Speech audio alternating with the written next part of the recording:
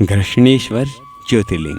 घृष्णेश्वर महादेव का प्रसिद्ध मंदिर महाराष्ट्र के संभाजी नगर के समीप दौलताबाद के पास स्थित है। इसे घृष्णेश्वर या घुश्मेश्वर के नाम से भी जाना जाता है। दूर दूर से लोग यहाँ दर्शन के लिए आते हैं और आत्मिक शांति प्राप्त करते हैं।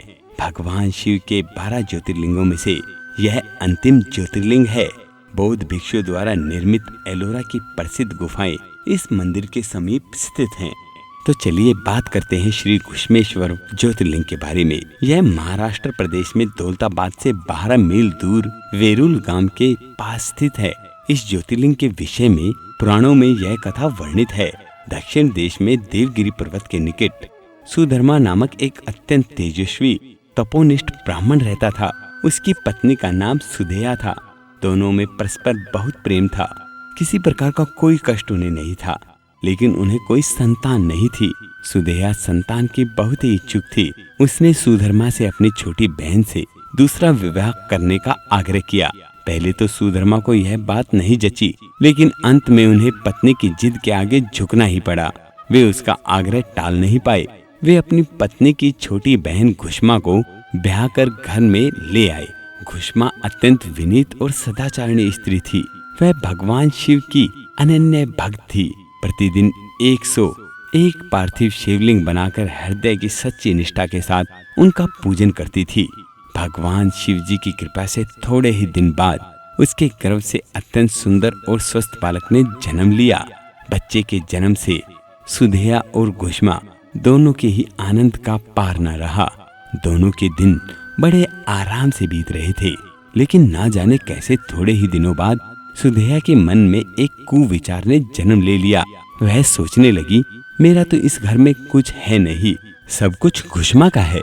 अंततः एक दिन उसने घुष्मा के युवा पुत्र को रात में सोते समय मार डाला। उसके शव को ले जाकर उसने उसी तालाब में फेंक दिया जिसमें घुष्मा प्रतिदिन पार्थिव शिवलिंगों को फेंका करती थी। सुबह होते ही सबको इस बात का पता लगा। पूरे घर में कोहराम मच गया। सुधर्मा और उसकी पुत्र वधू दोनों सिर पीटकर फूट फूट कर रोने लगी, लेकिन घुष्मा नित्य की भांति भगवान शिव की आराधना में लीन रही, जैसे कुछ हुआ ही ना हो। पूजा समाप्त करने के बाद वह पार्थिव शिवलिंगों को तालाब में छोड़ने के लिए चल पड़ी। जब वह तालाब से लौटने लगी, उसी समय उसका प्यारा लाल तालाब के भीतर से निकलकर आता हुआ दिखाई पड़ा।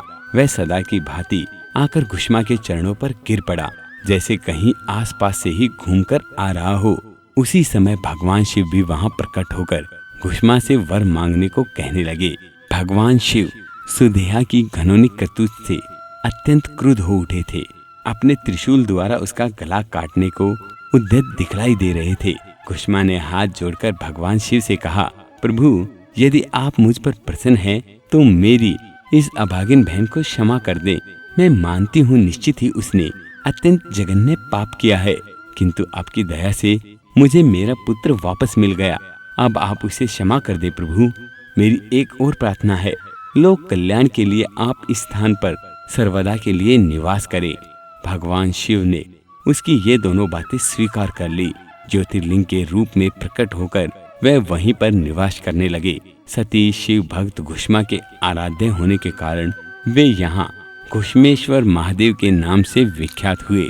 घुश्मेश्वर ज्योतिर्लिंग की महिमा पुराणों में बहुत विस्तार से वर्णित की गई है। उनका दर्शन लोक परलोक दोनों के लिए अमोघ फलदायी है।